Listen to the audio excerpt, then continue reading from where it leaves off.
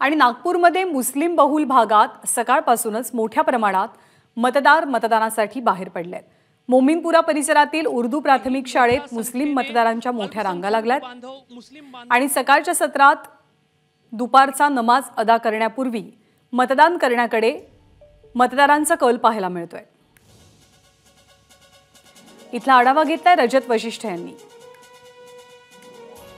नागपुरातील सर्वच भागांमध्ये मोठ्या प्रमाणावर मतदान होतानाचं चित्र सकाळपासून पाहायला मिळत आहे आणि नागपूरच्या मोमीनपुरा परिसरामध्ये नागपूर महानगरपालिकेची उर्दू प्राथमिक शाळा आहे आणि त्या उर्दू प्राथमिक शाळेमध्येही मोठ्या संख्येने अल्पसंख्याक बांधव मुस्लिम बांधव जे आहेत ते मतदान करायला आलेले आहे आणि मोठी रांग जी आहे ती या उर्दू प्राथमिक शाळेच्या मतदान केंद्रावर आपल्याला पाहायला मिळत आहे।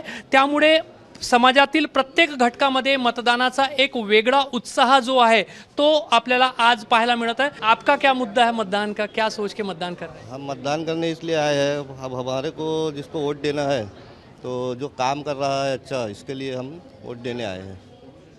आपका क्या विचार है मतदान? वही है, इन्होंने जो कहा है वही है हमारा, वही मुद्दा है हमारा, विकास डेव्हलपमेंट के लिए।